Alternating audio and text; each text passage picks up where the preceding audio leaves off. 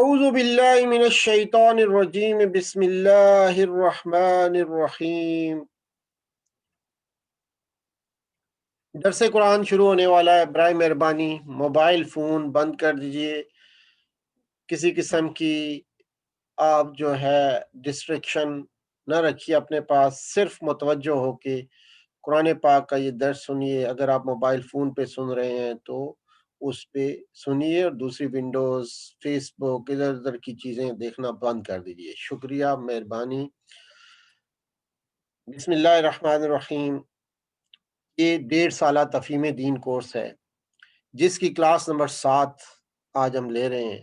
سورہ بقرہ کی آیات 20 اور 21 انشاءاللہ آج کی جائے گی، اور یہ درس 21/8/2015 کو بروز جمعۃ المبارک مدرس مولانا محمد اسماعیل صاحب نے پیش کیا تھا، جو کہ تفہیم دین academy, Sher Shah market, phase 6، حیات آباد، پشاور میں پیش ہوا تھا۔ تو اسی سلسلے میں انشاءاللہ ہم بھی یہ پورا 1.5 سالہ تفہیم دین کورس جو ہے انشاءاللہ مکمل کریں گے، اور آج 7ویں کلاس کا آغاز کرتے ہیں۔ بسم اللہ الرحمن الرحیم۔ اعوذ باللہ من الشیطان الرجیم، بسم اللہ الرحمن الرحیم۔ یا ایہا الناس اعبدوا ربکم الذی خلقکم والذین من قبلکم لعلکم تتقون الذي جعل لكم الأرض فراشا والسماء بناء وأنزل من السماء ماء فأحرج به من الثمرات رزقا لكم فلا تجعلوا لله اندادا وانتم تعلمون۔ سورہ البقرہ آیات 21 اور 22۔ ان آیات میں مذکورہ تینوں گروہوں کو توحید کی عام دعوت دی گئی ہے، یعنی کہ 3 گروہ ہم نے آئیڈینٹیفائی کیے تھے۔ ایک تو سچے مومن، دوسرے کافر، اور تیسرے بیچ کا ایک گروہ تھا جو کہ منافقین پر مشتمل تھا۔ اب ان آیات میں ان تینوں گروہوں کو توحید کی عام دعوت دی جا رہی ہے۔ اعبدوا ربکم کا لفظ استعمال ہوا ہے، یعنی کہ بتایا جا رہا ہے کہ کفار کو کہ مخلوق پرستی چھوڑ کر توحید اختیار کرو۔ منافقین کو کہا جا رہا ہے کہ نفاق چھوڑ کر اخلاص پیدا کرو۔ گناہگار مسلمانوں کو بتایا جا رہا ہے کہ گناہ سے باز آ جاؤ اور کامل اطاعت اختیار کرو۔ متقی مسلمانوں کو کہا جا رہا ہے کہ اپنی عبادت اور اطاعت پر ہمیشہ قائم رہو، اپنے رب کی وحدانیت تسلیم کرو، عبادت اسی لیے خالص کرو۔ عبادت کا صحیح تصور، ہماری پوری زندگی عبادت ہے۔ کائنات کا پورا نظام اللہ کے وجود اور وحدانیت کی دلیل ہے۔ لعلکم تتقون کے الفاظ جو استعمال ہوئے ہیں، لعل کا مطلب ہوتا ہے امید ہے، طمع ہے، شک ہے، یعنی کہ امید ہے آپ کہہ لیں۔ قرآن میں یہ کلمہ لام کئی کے معنی میں استعمال ہوا ہے، اس کے معنی ہے تاکہ۔ لعلکم لام کئی کے معنوں میں استعمال ہوا ہے کہ اس کا مطلب ہوگا تاکہ۔ فلا تجعلوا للہ اندادا وانتم تعلمون دوسری جگہ پہ آیا ہے۔ اقبال نے کہا کہ اے نفس و آفاق میں پیدا تیرے آیات، حق یہ ہے کہ زندہ پائندہ تیری ذات۔ خلقکم، خلقن سے ہے کسی سابقہ مثال کے بغیر ایجاد اور اختراع کو خلقن کہتے ہیں۔ اس کے لغوی معنی تقدیر اور اندازے کے بھی ہے، تقدیر اور اندازہ۔ خالقن موجد کو کہتے ہیں، کائنات کا خالق صرف اللہ ہے۔ اطاعت اور عبادت میں فرق یہ ہے کہ اطاعت دوسروں کی بھی ہو سکتی ہے، مگر عبادت کا لائق وہی ہو سکتا ہے جو خالق ہو، اور خالق صرف اور صرف اللہ ہے، اس لیے لائق عبادت بھی صرف وہی ہے۔ رزقن غذا، خوراک، آسمان سے پانی کا برسنا، زمین سے پھلوں اور غذا کا پیدا ہونا، یہ سب کچھ اس کی قدرت سے تعلق رکھتا ہے جسے اس نے انسانوں کے لیے بنایا ہے۔ تو انسان کے لیے ضروری ہے کہ اس خالق حقیقی کے ساتھ دوسروں کو شریک نہ ٹھہرائے۔ اندادن ندن کی جمع ہے جس کے معنی شریک اور ہمسر کے ہیں۔ ندن مثل اور نظیر کو بھی کہتے ہیں، کسی چیز کے ضد اور اس کے مشابہ کو بھی ندن کہتے ہیں۔ اصطلاح میں عبادت اور دیگر امور میں اللہ تعالیٰ کے لیے دوسروں کو شریک ٹھہرانا ندن کہلاتا ہے۔ فاتو پس لے آؤ، فاتو پس لے آؤ، فا کا مطلب پس، آتو لے آؤ۔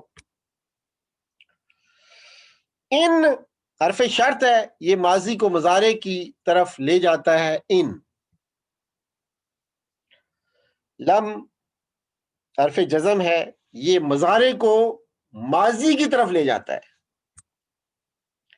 لن یہ مستقبل میں کسی کام کے نفی کی تاکید کرتا ہے۔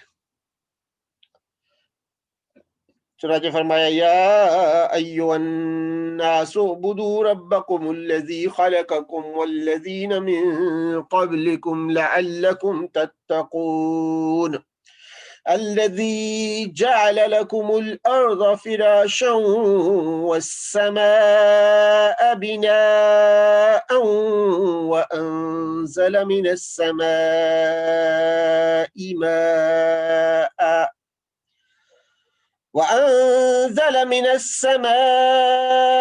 ماء فأخرج به من الثمرات رزقا لكم فلا تجعلوا لله أندادا وأنتم تعلمون۔ ان آیات میں قرآن کے من جانب اللہ اور معجز ہونے کو بیان کیا گیا ہے۔ اعجاز القرآن دیکھ لیں، عرب کے فصیح و بلیغ لوگوں کا عاجز ہو جانا۔ ڈاکٹر گستاولی بان نے اپنی کتاب تمدن عرب میں لکھا ہے کہ اس پیغمبر اسلام اس نبی امی کی بھی عجیب سرگزشت ہے، جس کی آواز نے ایک قوم ناہنجار کو جو اس وقت تک کسی ملک گیر کے زیر حکومت نہ آئی تھی رام کیا، اس درجہ پر پہنچا دیا کہ اس نے عالم کی بڑی بڑی سلطنتوں کو زیر و زبر کر ڈالا، اور اس وقت بھی وہی نبی امی صلی اللہ علیہ وسلم اپنی قبر کے اندر سے لاکھوں بندگان خدا کو کلمہ اسلام پر قائم رکھے ہوئے۔ مسٹر وڈول جس نے قرآن کا ترجمہ اپنی زبان میں کیا ہے، لکھا ہے کہ جتنا بھی ہم اس کتاب یعنی قرآن پاک کو الٹ پلٹ کر دیکھیں، اسی قدر پہلے مطالعے میں اس کی نامرغوبی نئے نئے پہلوؤں سے اپنا رنگ جماتی ہے، لیکن فوراً ہمیں مسخر کر لیتی ہے، متحیر بنا دیتی ہے، اور آخر میں ہم سے تعظیم کرا کر چھوڑتی ہے۔ اس کا طرز بیان با اعتبار اس کے مضامین و اغراض کے عفیف، عالی شان اور تحدیث آمیز ہیں، اور جا بجا اس کے مضامین سخن کی غایت رفت تک پہنچ جاتے ہیں۔ غرض یہ کتاب ہر زمانہ میں اپنا پرزور اثر دکھاتی رہے گی۔ مصر کے مشہور مصنف احمد فتحی بیک زاغلول نے 1898 میں مسٹر کونٹ ناروی کی کتاب الاسلام کا ترجمہ عربی میں شائع کیا تھا۔ اصل کتاب فرینچ زبان میں تھی۔ اس میں مسٹر کونٹ نے قرآن کے متعلق اپنے تاثرات ان الفاظ میں ظاہر کیے تھے: عقل حیران ہے کہ اس قسم کا کلام ایسے شخص کی زبان سے کیوں کر ادا ہوا جو بالکل امی تھا، اور تمام مشرق نے اقرار کر لیا کہ نوع انسانی لفظاً و معناً ہر لحاظ سے اس کی نظیر پیش کرنے سے عاجز ہے۔ یہ وہی کلام ہے جس کی بلند انشاء پردازی نے عمر بن خطاب کو مطمئن کر دیا۔ ان کو خدا کا معترف ہونا پڑا، اور یہ وہی کلام ہے کہ جب یحییٰ علیہ السلام کی ولادت کے متعلق اس کے جملے جعفر بن ابی طالب نے حبشہ کے بادشاہ کے دربار میں پڑھے تو اس کی آنکھوں سے بے ساختہ آنسو جاری ہو گئے، اور بشپ چلا اٹھا کہ یہ کلام اسی سرچشمہ سے نکلا ہے جس سے عیسیٰ علیہ السلام کا کلام نکلا تھا۔ سورہ بقرہ آیات 23 سے 24 میں فرمایا وَإِن كُنتُمْ فِي رَيْبٍ مِّمَّا نَزَّلْنَا عَلَىٰ عَبْدِنَا فَأْتُوا بِسُورَةٍ مِّن مِّثْلِهِ وَادْعُوا شُهَدَاءَكُم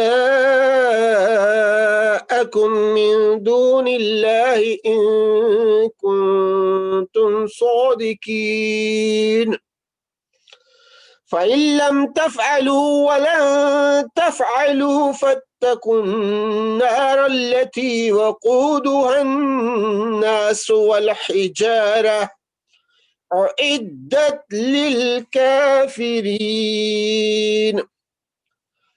سورہ بقرہ آیت نمبر 25 وَبَشِّرِ الَّذِينَ آمَنُوا وَعَمِلُوا الصَّالِحَاتِ أَنَّ لَهُمْ جَنَّاتٍ تَجْرِي مِن تَحْتِهَا الْأَنْهَارُ كُلَّمَا رُزِقُوا مِنْهَا مِن ثَمَرَةٍ رِزْقًا قَالُوا هَذَا الَّذِي رُزِقْنَا مِن قَبْلُ وَأُتُوا بِهِ مُتَشَابِهًا وَلَهُمْ فِيهَا أَزْوَاجٌ مُطَهَّرَةٌ وَهُمْ فِيهَا خَالِدُونَ۔ آج کے درس کا پیغام میسج عبادت خالص اللہ کی کرنی چاہیے۔ اللہ کے قانون کے سوا کوئی دوسرا قانون زمین کے فساد کا ذریعہ ہے۔ قرآن میں کوئی شک نہیں ہے، یہ اللہ کی کتاب ہے۔ پوری دنیا اس کے مثال لانے سے قاصر ہے۔ جو لوگ قرآن کے ساتھ ہو جاتے ہیں وہ بھی دنیا میں عظیم بن جاتے ہیں۔ آخر دعوانا الحمد للہ رب العالمین، وصلی اللہ تعالی علی خیر خلقہ محمد وعلی آلہ وصحبہ اجمعین برحمتک یا ارحم الراحمین۔